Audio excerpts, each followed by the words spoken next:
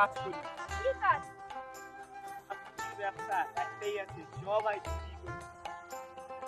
সবাই আজকে রাতে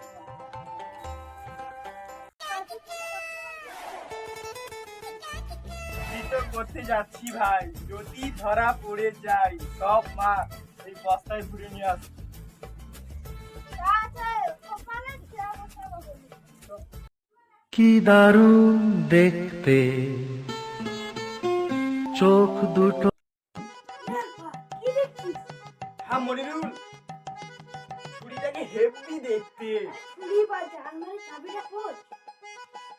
হ্যাঁ মনিরুল,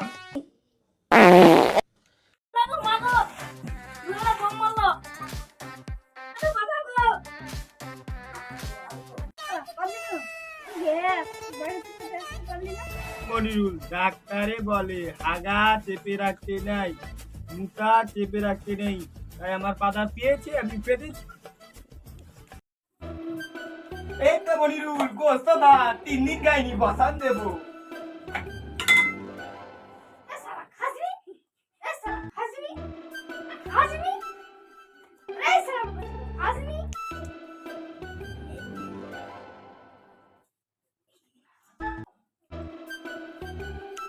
আল্লাহর বাড়ি চোর করেছে ঠিক আছে বাড়ি ডাকাত করেছে চলো তাহলে শালা খেয়েছে কত খেয়েছে কত এ শালা গমের গ্যাস না এ পাতার গ্যাস এই কি গ্যাস বাড়িয়ে চলো কিনতে পারবে না গো উপরবেলাই জানে তোরা একলাই খাইনি, নিস্তরাও খেয়েছে, খেয়েছে আর মেটেটাও খেয়েছে। এ আলফা নাম শালা সিগারেট এ মনিরুল বড়া শালা না ভাই আমি দিয়ে মনে লেগেছে চল চল শালা মানে চল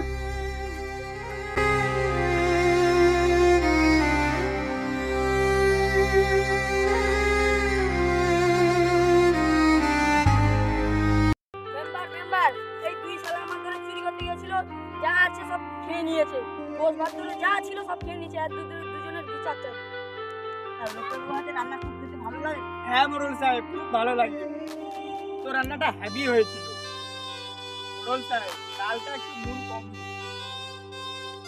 দিন। লোকের বাড়িতে খাবার চুরি করে খেতে লজ্জা লাগে না না মোরল সাহেব, মোরল সাহেব আমি চুরি করতাম না, বউ 3 দিন ধরে কিছু খেতে দেয়নি, তাই পেটটা উমু করে চলছিল, তাই গোস্ত ভাত দেখে লোক সামলাতে না পেরে খেয়ে নিয়েছি।